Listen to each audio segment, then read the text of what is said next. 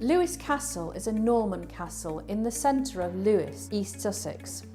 It's a fantastic place with magnificent views from the top of the tower. My name's Liz. I have visited this castle and museum over many years. You can find a lot of information about what's on and how to get here from the castle's Sussex Past website. Entrance tickets can be bought in the gift shop of the museum. Staff are really friendly and they'll help you with anything you have to ask. You can actually buy a ticket for yourself and an access companion is free.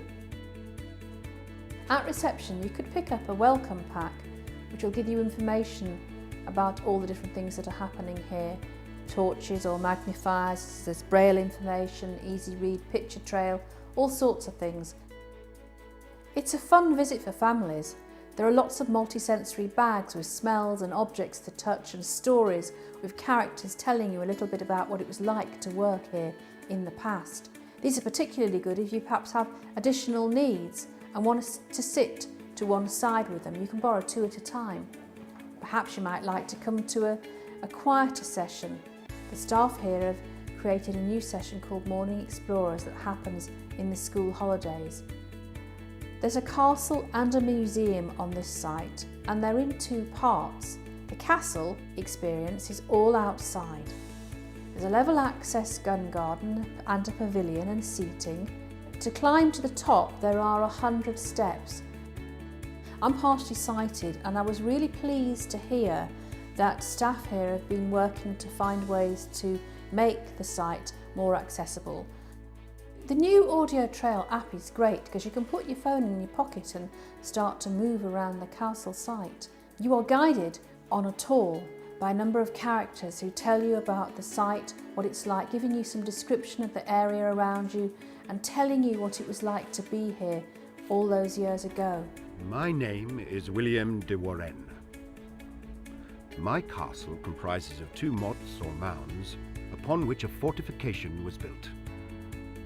Between the two mottes, I really love to sit on the sound bench which is placed in the gun garden and take in the atmosphere.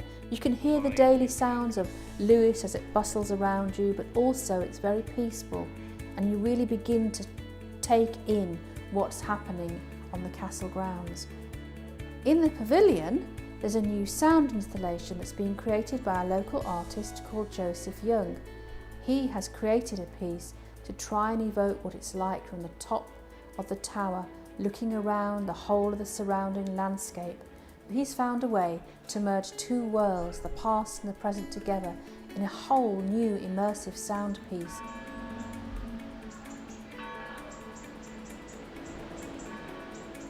The museum is inside on two floors with lower lighting and objects on display.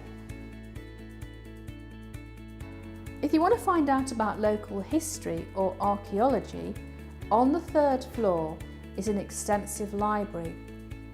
Staff are really friendly and will help you with any research ideas you have, but it's a good idea to email in advance and you do have to book to visit the library.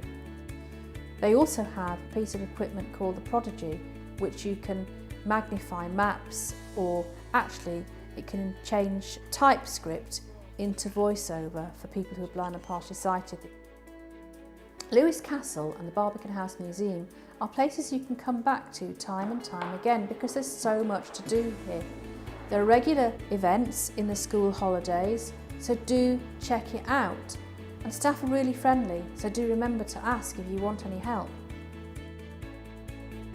Sensing Culture has been delivered by Sussex Past and funded by the Heritage Lottery Fund.